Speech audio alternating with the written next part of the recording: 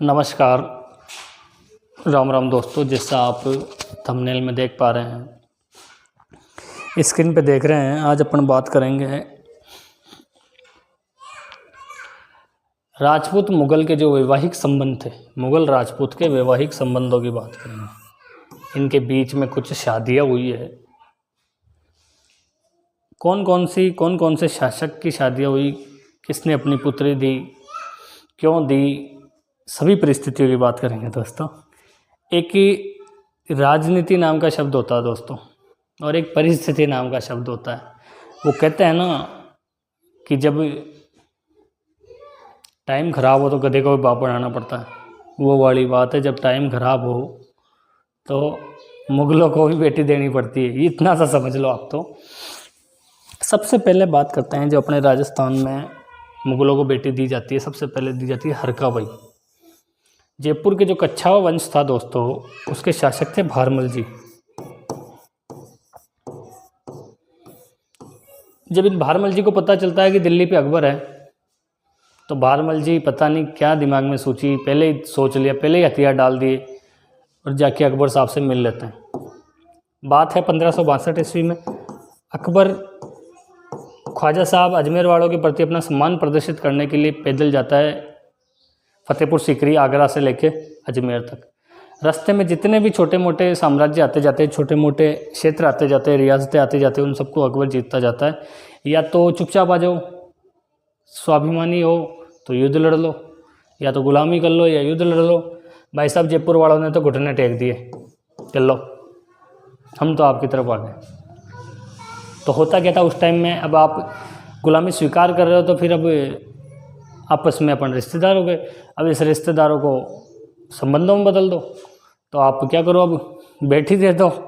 अब कोई स्वाभिमानी है तो बेटी तो नहीं देगा, युद्ध लड़के मर जाएंगे। लेकिन अब जयपुर वालों का स्वाभिमान पता नहीं कहाँ चला गया था उस टाइम में। उस टाइम भी गया था, अंग्रेज़ों के साथ भी गया था। खैर अपन इतनी बातें ना करें तो अच्छा है, लव कुछ ना कहे तो अच्छा है।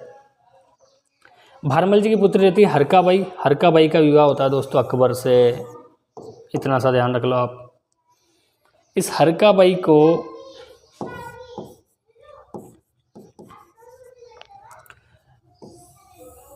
मुगल दरबार में मरियम उजमानी के नाम से जाना जाता है। आपसे पूछ लेगा मरियम उजमानी किसे कहा जाता है। एक मूवी आई थी, आपको पता हो तो, जोधा अकबर, जिसमें भाई अपना ऋतिक तो बना था अकबर, शहनशाह अकबर, और ऐश्वर्या राय शायद उसमें जोधा थी। तो ये जो जयपुर वाली कहानी है, ये उस मूवी से जोड़ दी जाती है कि ये जो हरकाबाई है ये जोधा है, लेकिन ये जोधा नहीं है दोस्तों। अपन इसके बारे में आगे बात करेंगे। लेकिन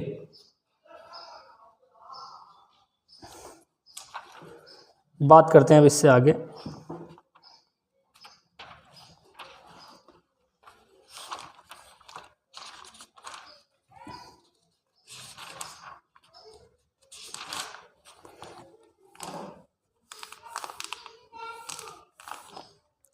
इसमें से हल्का सा एक और बता दूं, जब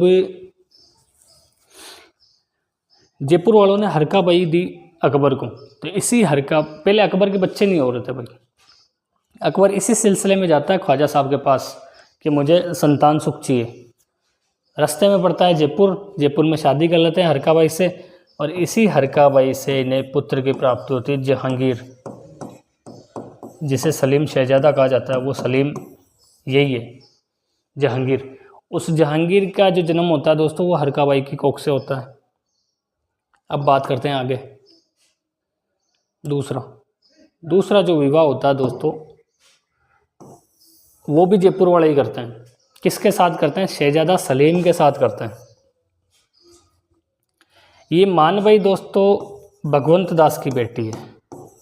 जयपुर के भारमल के बाद शासक बनते हैं भगवंत दास, और भगवंत दास की बेटी थी मानबाई। मानबाई की शादी की जाती है अकबर के बेटे से, शहजादा सलीम जहांगीर से की जाती है 1585 में। शादी के बाद बताते हैं कि इस मानबाई से एक पुत्र प्राप्त होता है, उस पुत्र का नाम रहता है खुसरो।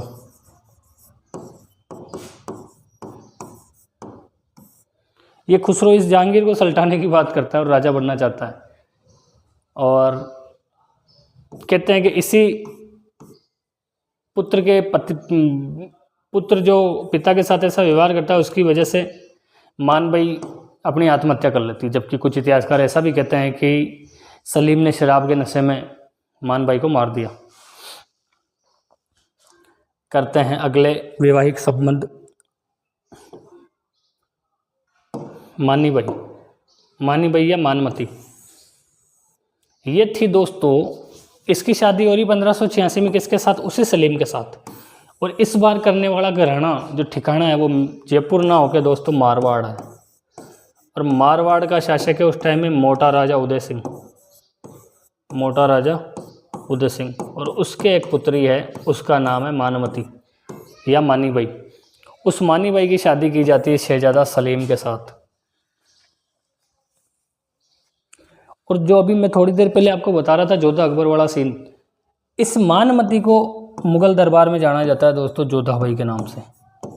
अरे सिंपल सी बात है यार, ये है जोधपुर की, इतना ज़्यादा दिमाग लगाना ही नहीं है। आपसे पूछेगा एग्जाम में कि जोधा बाई कौन सी है, तो मानी बाई है या हरका बाई है?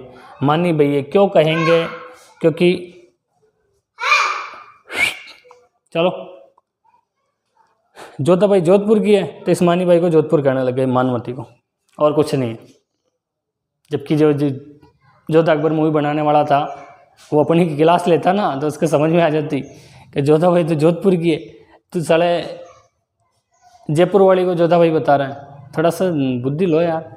और मैं और बता दूँ उसके बाद वही आगे लोगों के दिमाग में वही छा गया, फेमस भी वही हुआ, वही वो मूवी फेमस हुई।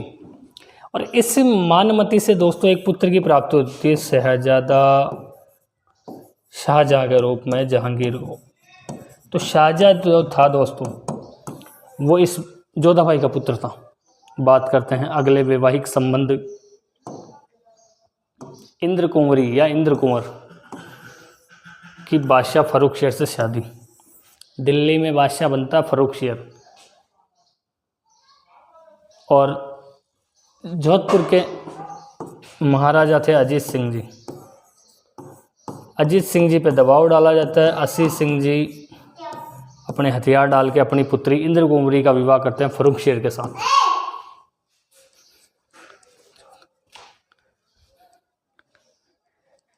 अजीत सिंह जी इंद्र कुंवरी का अपना विवाह करते हैं बादशाह फर्रुखशेर के साथ। बाद में फर्रुखशेर को मरवाने में अजीत सिंह जी अपना पूरा योगदान देते हैं।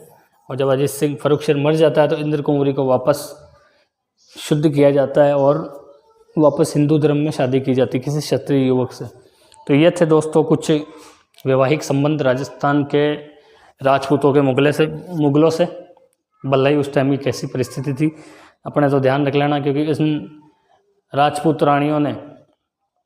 राजकुमारियों ने मुगलों को दो बड़े शहजादे दिए या दो बड़े बादशाह दिए, एक तो जहांगीर और एक शाहजहाँ। तो भाई अपने भाणु भी थे वो। खैर कोई बात नहीं, मिलेंगे आपको एक और नई वीडियो के साथ। तब तक के लिए स्वस्थ रहो, मस्त रहो, खाओ पियो मज़े करो। ज़िंदगी नहीं मिलेगी आपको दोबारा। ज़िंदगी जियो तो ऐसे जियोगी जैसे आज ही अंतिम दिन हो। धन्यवाद। जय हिंद, जय भारत।